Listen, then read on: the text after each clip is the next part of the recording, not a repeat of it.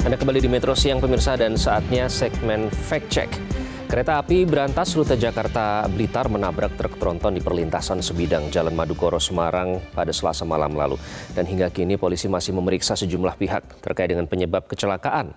Saat meninjau lokasi tabrakan di Jalan Madukoro, Dirjen Perkeretaapian Kemenhub Muhammad Rizal Wasal menyebut bahwa sopir truk ini diduga melanggar aturan hingga menyebabkan kecelakaan. Truk tronton ini mogok pada sesaat menjelang kereta api berantas melintas.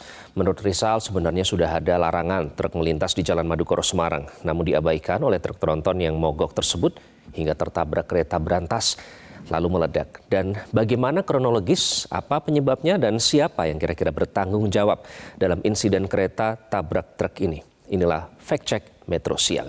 Yang pertama kita akan bahas terkait dengan kronologis kecelakaan kereta yang terjadi pada Selasa malam lalu. Kalau kita berbicara ini waktu kejadiannya Selasa, tepatnya 19.32 waktu Indonesia Barat. Tepatnya pada malam hari kereta itu melintas dan menabrak truk tronton. Awalnya ini truk mogok pada saat akan melewati rel, tepatnya di perlintasan sebidang 6 km 1 plus 523 di Jalan Madukoro Semarang. Pemirsa, namun tiba-tiba truk tersebut mogok dan mengalami mati mesin. Supir dan kernet ini langsung keluar dari truk dan sempat meminta pertolongan ke warga sekitar. Namun sekitar 1 menit kemudian kereta api berantas rute Jakarta Blitar ini menabrak truk tersebut, menyeret truk sampai ke jembatan Kanal Banjir Barat hingga akhirnya meledak. Nah, karena panik sopir dan kernet pun akhirnya kabur dari lokasi. Nah, sejumlah fakta terkait dengan kecelakaan ini. Yang pertama, ini kereta api 112 berantas tujuan Jakarta Blitar mengangkut total ada sekitar 615 penumpang, terdiri dari 4 gerbong eksekutif, 6 ekonomi, dan juga 1 kereta pembangkit. Tidak ada korban jiwa dalam kecelakaan ini, namun 1 penumpang terluka karena melompat dari kereta. Masinis dan asisten masinis juga diinformasikan dalam kondisi baik, meskipun sempat syok. Kita akan hadirkan slide terkait dengan fakta-fakta dari kecelakaan kereta api menabrak truk ini. Ini adalah beberapa fakta di antara. Yang pertama, mengangkut 615 penumpang. Ini penumpang belum termasuk kru ya. Kemudian tidak ada korban jiwa. 1 penumpang ini diinformasikan terluka karena melompat karena kaget pada saat kecelakaan terjadi. Nah, kemudian ada dampak dari kecelakaan truk dengan sopir truk ini. Dengan truk tronton ada 6 kereta api yang mengalami keterlambatan dan supir dan kernet yang sempat kabur dan panik karena merasa terkejut atau syok begitu akhirnya menyerahkan diri pada Rabu waktu setempat.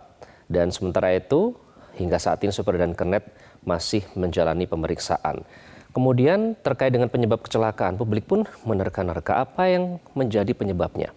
Apa yang menyebabkan mesin truk mati hingga akhirnya mogok di tengah rel dan tertabrak kereta. Ada pula yang berasumsi kalau medan magnet di sekitar rel menjadi penyebab truk mati mesin. Namun menurut pengamat transportasi Joko Setiowarno, hal ini ternyata tidak dapat dibuktikan secara ilmiah.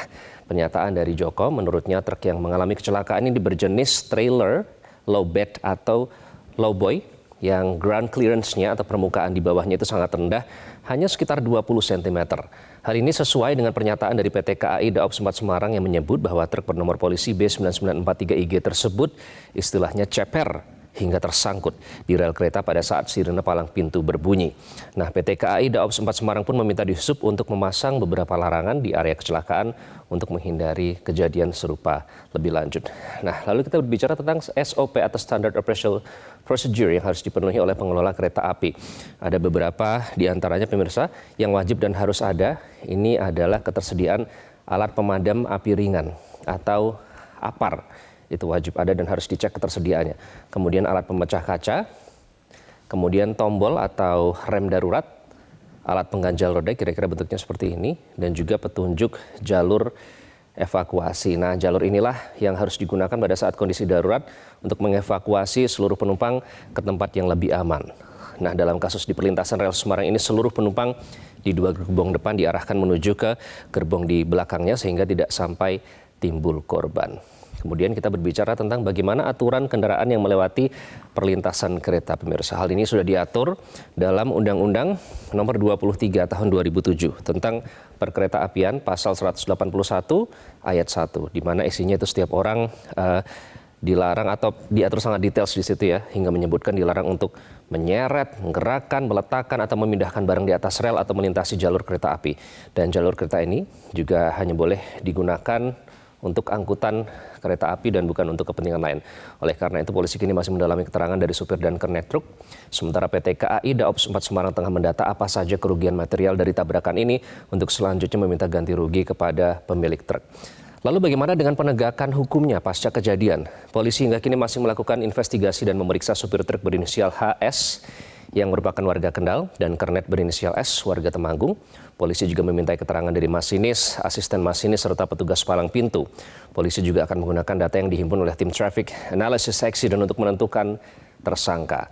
Dan jika terbukti bersalah sesuai dengan Undang-Undang Perkeretaapian, ini pelaku akan dikenai pidana penjara paling lama 3 bulan atau denda paling banyak 15 juta rupiah. Itu tadi sejumlah data dan fakta terkait dengan insiden kereta api berantas yang menabrak truk tronton di perlintasan sebidang di Madukoro, Semarang. Dan untuk mengetahui lebih lanjut terkait hal ini, hingga kini polisi masih menyelidiki peristiwa tabrakan kereta api dengan truk di perlintasan kereta api Madukoro. Sopir dan kernet truk telah menyerahkan diri dan diperiksa sebagai saksi, sementara masinis dan petugas palang perlintasan baru akan diperiksa. Cara mudah mendapatkan informasi dengan satu sentuhan jari. Download Metro TV Extend.